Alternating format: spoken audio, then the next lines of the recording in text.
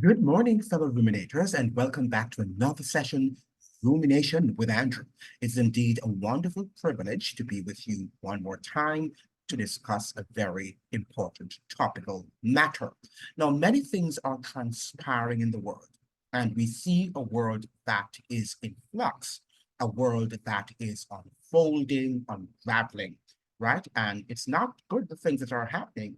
We can say that things are not looking very good, right? And it's not that I have a pessimistic perspective, but it's just that the realities are what they are. It is what it is. And sometimes we have to face reality.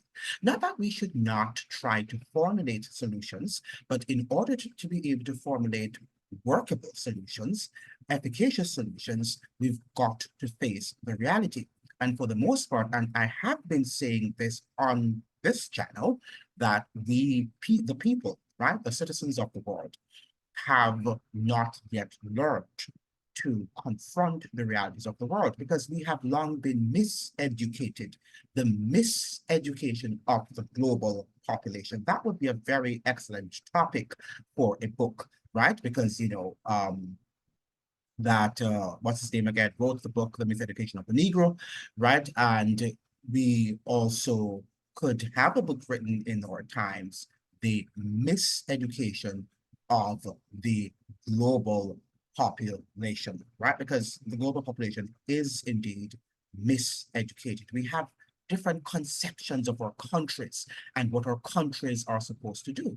And in theory, I think that we are not miseducated, right? But where we're miseducated is that a lot of times, in fact, most of the times, right, our theoretical framework does not align with the practical realities of the world, right? But we learned them in school and we learned them in economics and we learned them in sociology that this is the way how they should. And notice I'm using the conditional verb, should, but it is not how it operates, right? This is how a Christian should live, but is he or she living the Christian lifestyle? You know, that's the question. And many of us tend to think that when we say should, it means therefore that that is what is happening. But should condition does not mean that it is reality, right? And if I were rich, I would buy a mansion. The fact of the matter is that I am not rich, so I cannot buy a mansion. I have to confront that reality. I might think, and I might be able to sit down and think, how can I acquire wealth? And then perhaps if I do, having done that, having, come up with solutions and come up with practical, pragmatic ways in which I can acquire wealth, then perhaps then I could be able to buy a mansion eventually, right? So yesterday, let's get to the weeds of the discussion, all right? Let's into the weeds of the discussion. Yesterday, I saw a protest in Miami, right, about Jamaicans called to action, right? So Jamaicans are being called to action because they believe that the country is not running in the right direction and that the current administration under Andrew Holness's regime is not doing a job that is in the best interest of all Jamaicans. Well, the fact of the matter is that we can agree that the situation in Jamaica, the socioeconomic situation in Jamaica, is not very good, right? And it's getting unstable, more unstable as the days go by. Now, this sort of protest, I believe, was led by Wilfred Rattigan, who is or was a former employee of the FBI and is also a lawyer, and he's Jamaican domiciled in the United States. And we have Jeffrey Tavares, who I think is a radio talk show host. Now, the two seem to have linked up along with other colleagues, and they staged a protest event in Miami. Now, that was good in terms of letting the government know that the voices of the diaspora, the voices in the Jamaican diaspora, that is, can be heard and need to be heard, right?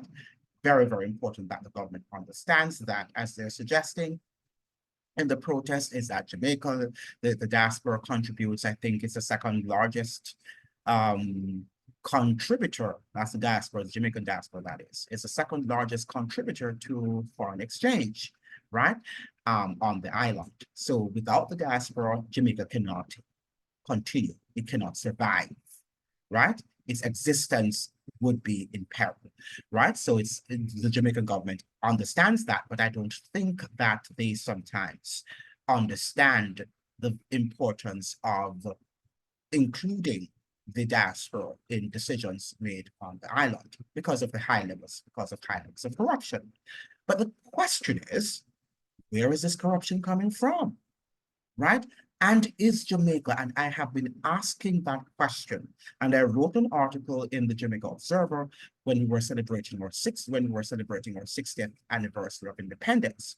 And I did post some questions and made some statements. I shall not return to that article at this point in time, but if you want to go, I think it was 60 years of independence, a reflection, reflection on 60th of independence, something of the sort. You can go, if you go to Google and put in my name, Andrew Tucker, and Jamaica's independence article in the Jamaica Observer, you'll see that article.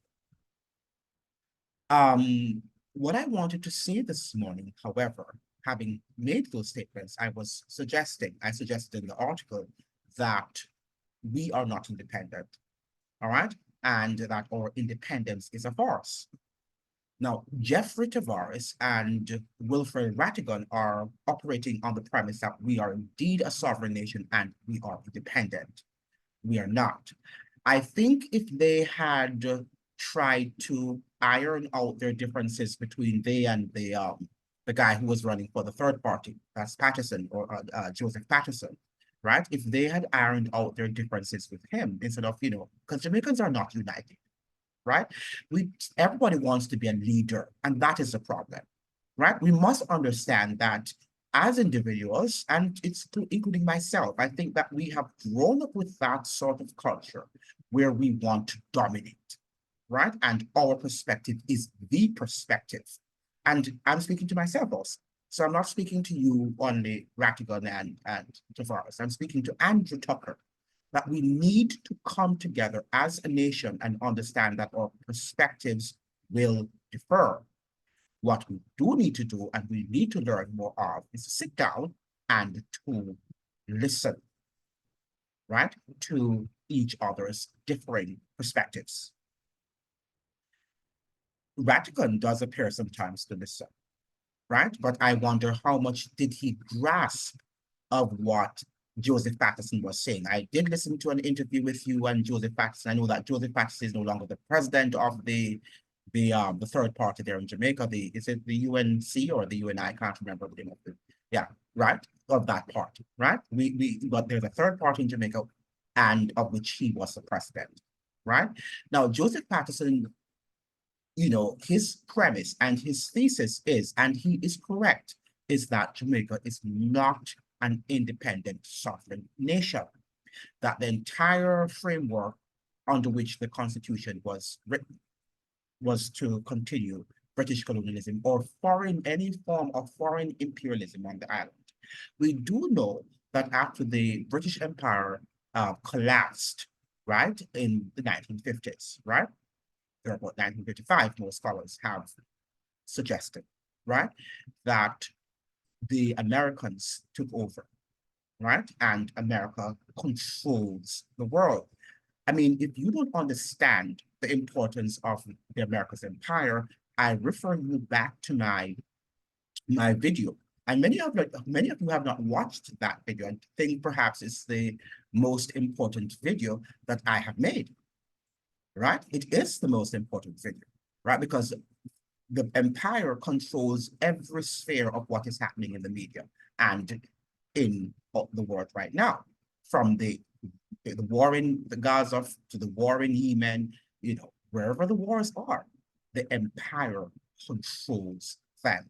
The US empire controls these war in its quest. And how many times have I got to repeat that? for full spectrum dominance. The United States empire is on a quest for full spectrum dominance. It means, therefore, that it does not want any competition.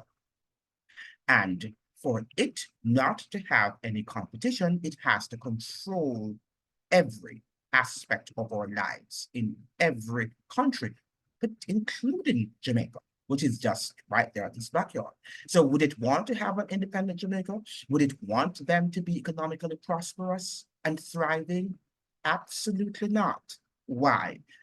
If Jamaica is an independent country, thriving well and doing well and educating its citizens, the majority of its citizens, and they have different perspectives, and they understand what democracy is all about, what true democracy is about, not what you hear in the media about democracy, but that is not democracy. That is, as the writer of the book Full Spectrum Dominance suggests, because his entire book is titled Full Spectrum Dominance, Totalitarian Democracy, something like that, right? So that is what they're calling for, is a totalitarian democracy. A democracy in which the ruling elites say what you should do and you've got to follow their dictates, right?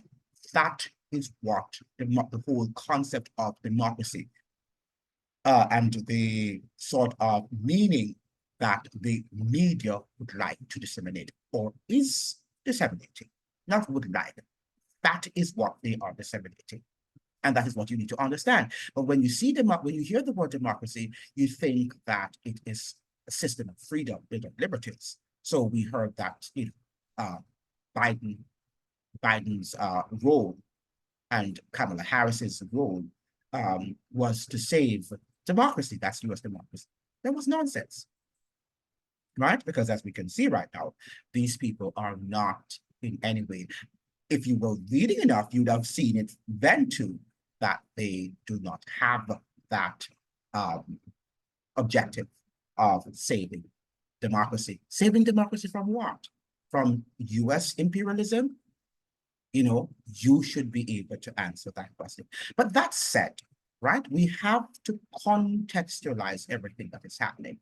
And we do know that Jamaica is not an independent country, right? It on the veneer, on the surface, it appears to be, but it is not. And that is what we've got to understand. That is what many of us are still grappling with. It is hard to accept that, but it is the truth. Until we accept that, then there will be no fixing of the Jamaican economy. The United States citizens, I was watching a program with Ask Dr. Drew yesterday, and he had Royce White, the conservative, well, I think he's a conservative senator. He's running for position in Congress, right, as senator for Minnesota, right? I think he resides in Minnesota there in the United States. He's a former, what do you call it, the NBA player, right? Basketball. He used to play basketball, very popular basketball player, right? But this guy is also an intellectual, right?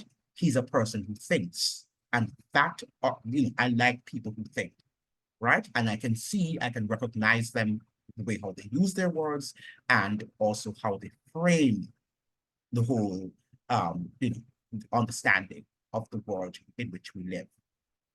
Now, the whole tenet of his conversation yesterday was to suggest that we are divided as a people, right? And he was speaking to a fellow American, Dr. Drew, that's Dr. Drew Pinsky, and Dr. Drew Pinsky is a medical doctor, clinician, and a scientist, right? And he has the program, the YouTube podcast, Ask Dr. Drew. But on that particular program, Royce, was suggesting that Americans need to understand, right, that they're not Europeans. Those who call themselves whites there are not Europeans. It is the elites who are spreading that sort of doctrinaire ideology that American so-called whites are Europeans. They're not. You're not British either, right? Go to Britain and you see that they're not British, right? Okay, you're Americans, you formed a different culture, such as the African Americans are not Africans, or the Asian Americans are not Asians. They are American citizens. Yes, having a heritage, having a cultural background, just back to these ancestral lands, but it doesn't mean that you are that person. You are a new creation in terms of where you find yourself. Because just as the great Jamaican intellectual that is um what's his name again? I'm now, the um it's not Ralston. It is I'm forgetting his name right now, right? That intellectual that spoke that, he says that all we have all people who live in the Americas, right, have all contributed to the culture that we find ourselves in. So, he says that if you want to call that, say that he is a British, or he has aspects of European culture and heritage in terms of his mannerisms, yes, he will tell you so. And he will also tell the European, right, the person of European descent, but you also have elements and characteristics of African, culture in your mannerisms as well, right? Because we have come and this is the cultures came together, they merged together, and they created a different sort of culture, right? An eclectic form of culture. So we are more nuanced than we think we are, right? And so Royce was suggesting that white Americans are not Europeans. It is the elites, who are spreading this ideology and who are trying to divide Americans into different camps, that they're black and white and they're Asian and they're Hispanics, right? And it's not that it's not good to have an understanding from whence you came, but this continuous, spreading in the media or spread in the media of the fact that we're whites and he's black and blacks respond to things differently from whites and Asians and all of that nonsense, right? Not understanding that it's an American culture, it's a country that has to be salvaged by all the people who live in that country. It's the same thing happening in Jamaica, that we are divided based on class, right? And in sometimes what people call ethnic group, right? We need to come together to understand that the nation needs to be salvaged. Now, there's something that Chalmers Johnson said in his book, Sorrows of the Empire, which I shall share with you, about globalization. Before I go on to that, though, let me probably I should look at a little briefly on the protest in Jamaica, in Miami, for the Jamaican protest in Miami, right? So this was not in Jamaica, but the protest happened in Miami, all right? So let me do that at this juncture of my discussion. What is your views on what is going on, sir? Yes, this is a mistake, because I must confirm that it's the wrong place to have this event. Why? Halfway tree, Kingston is the place to have it. You want to have this where effect will be seen and heard by the people of Jamaica, who are the ones who vote, who are the ones who matter, can be different in the area, or want to be different. Because none of us here can vote Jamaica. None of us here can vote in Jamaica. But hold on, let me ask you a question. Although none of us can vote in Jamaica, don't Jamaica contribute to the Jamaican from the diaspora here? They want money, and they do whatever they want. So why is it that they don't believe that they can demonstrate up here? We should be able to have a voice in how or money spent in Jamaica, or remittances are to get, but we have no voice, because the Jamaican government gets remittances and why we don't have any voice? Because we allow them to continue. Let us be voiceless. You don't think so? Correct. So what are you gonna do about it? First of all, the Jamaica expatriate movement needs to replace diaspora. Diaspora are a powerless people like the Palestinians, Cubans, can't go back home, The Haitians. and Haitians. We are Jamaicans. We are proud Jamaican expatriates. And they we want to, we can go back to Jamaica. We can have teaching, demonstration, and we have a voice. All right. We can talk. Thank you very much, sir. We're gonna go back out to the demonstration. As we come to you live from the Jamaica Concept Building right here in downtown Miami.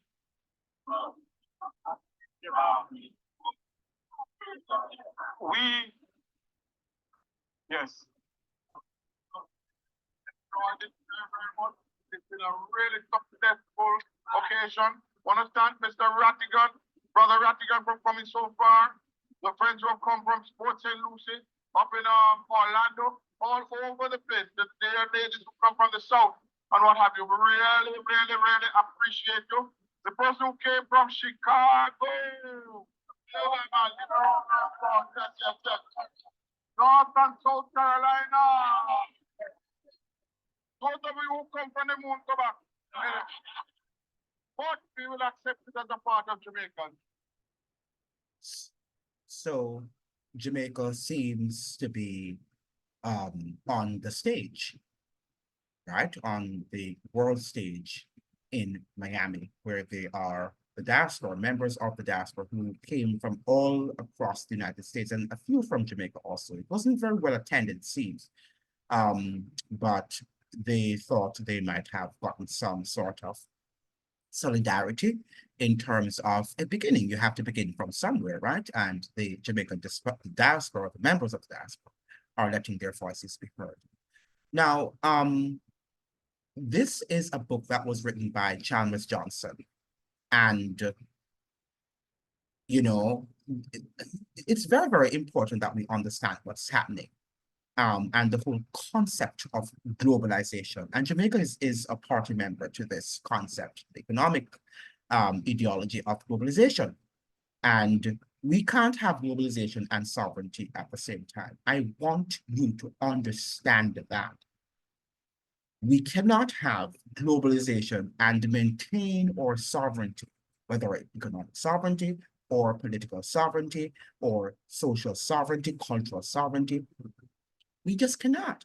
And that's why many people go back to Jamaica sometimes and wondering, even sometimes the foods that they eat, you're wondering, in the United States, I don't want American food, I want Jamaican food, right? Because of the cultural domination.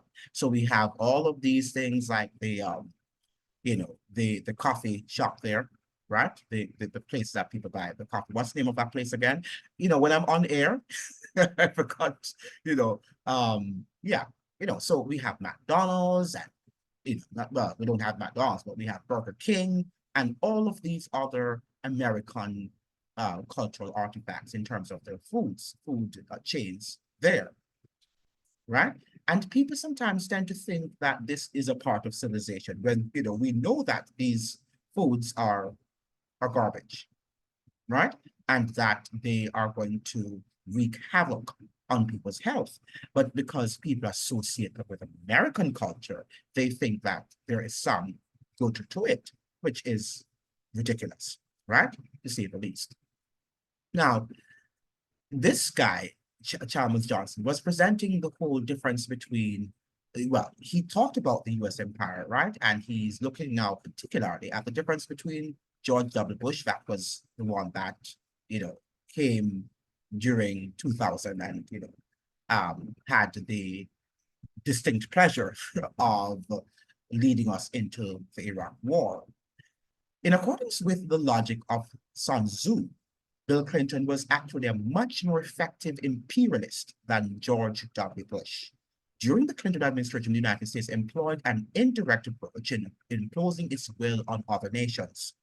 The government of George W. Bush, by contrast, dropped all legitimating principles and adopted the view that might makes right. History tells us that an expansive nation must at least attempt to disguise what it is doing if it wants to consolidate its gains. It must pretend that its exploitation of the weak is in their own best interest, or their own fault, or the result of ineluctable processes beyond human control, or a consequence of the spread of civilization, or in accordance with scientific laws, anything but deliberate aggression by a hyperpower. Now, this is a very important statement, right? Because we tend sometimes to think that when we see corruption in Jamaica, it's just caused by the local elites and the politicians in Jamaica. And yes, they should be held accountable. They are the leaders, and we must hold our leaders accountable. I believe in that. But the story, the narrative is much more nuanced, right? And we need to delve in those nuanced factors, right? Which many times we are lazy to do. Clinton camouflaged his policies by carrying them out under the banner of globalization, right?